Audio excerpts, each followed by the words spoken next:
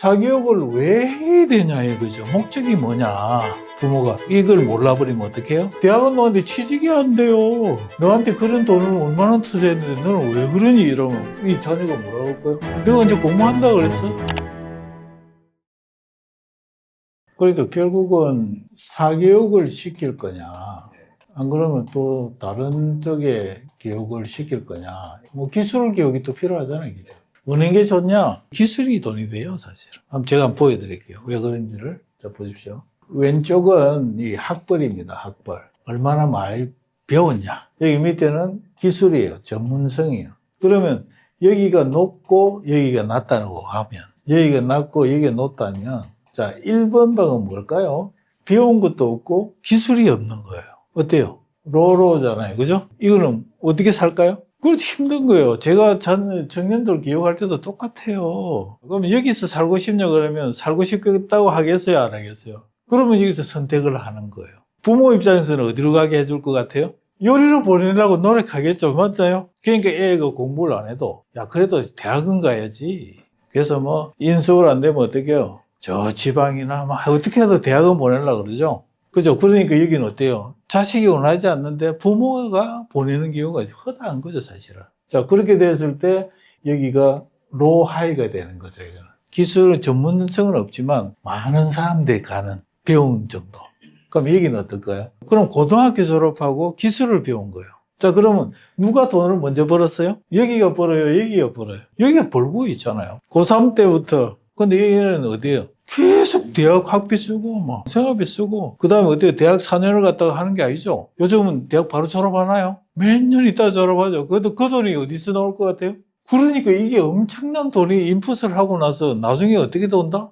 10년 뒤에 돈을 갖다가 아까처럼 사교육을 해가지고 좋은 대학을 보내서 좋은 직장을 보냈다고 생각해요. 그럼 10년 전에 어떻게 됐다? 중소기업 들어가가지고 돈을 벌었다고 가정하면 계산상요. 이 애가 성공을 해요. 자, 보세요. 동일하게 출발하잖아요. 동일하게.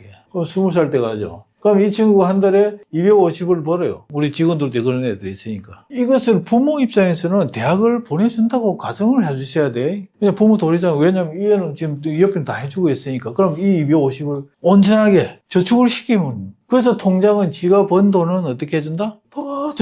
돈 버는 거죠. 근데 여기 두 번째에는 어디서부터 돈을 벌어요? 10년 뒤에. 여기서 돈을 버는 거죠. 대기업에 간다고 생각해요.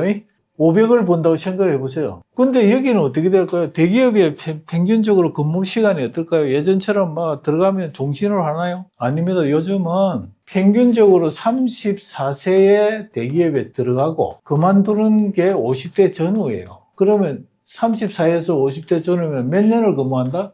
16년 근무하는 걸로 끝나는 거예요. 근데 여기는 어때요? 20년 동안 자기 기술을 계속 하잖아요. 맞나요? 그럼 이 사람이 50이 되면 이 애는 자기 기술에 몇 년간 하는 거예요? 30년간 기술자가 되면 어떨 것 같아요? 이 급여가 올라갈 거예요? 적용할까요? 오히려 뒤에 더 많이 나올 수도 있죠? 그리고 이 사람은 자기가 할 수 있는 기술이 계속 있잖아요. 평생 할 수 있죠? 그러니까 사교육을 왜 해야 되냐 이거죠. 목적이 뭐냐. 그건 대학 간판이냐. 그게 목적이라면 그걸 하면 되죠. 근데 그게 아니라 삶의 수단이고 경제적인 우리가 그런 부분을 한다 그러면 객관적으로 보면 이게 낫잖아요. 근데 우리는 또 이렇게 할 수 있잖아요. 첫 번째 먼저 좋은 대학을 가가지고 대기업에 들어가서 돈 버는 것도 삶이지만 처음에 고등학교 졸업하고 취직을 해서 돈 벌다가 필요하면 어때요? 여기 대학을 가면 되지 않나요? 그 자기 분야의 대학을 가는 거죠. 자동차 정비를 했다 그러면 어때요? 자동차 정비에 대한 부분들을 대학을 가고 대학원을 가고 박사를 따면 되잖아요. 그게 또 오히려 더 자기의 부가치를 높이는 것 같은데요. 그리고 만약에 나는 대학을 가지 않고 미용을 배우겠다 그러면 여기서 미용사가 됐겠죠.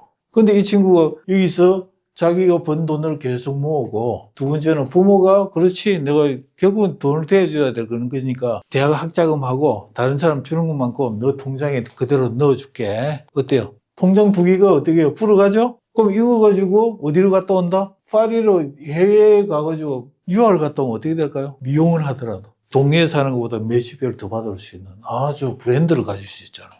자, 그러면 선택을 하는 거죠.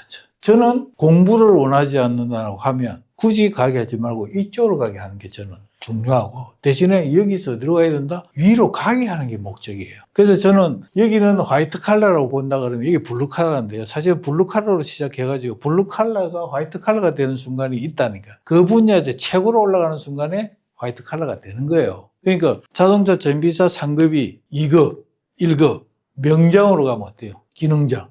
그럼 여기가 최고가 되는 거죠. 그러니까 결국은 어디로 와야 된다? 여기가 하이하이로 와야 되는데 그러니까 이 4번 방에 와야 되는 거죠. 이 4번 방을 목표를 두고 1위 가도 4번 방 가면 되고요.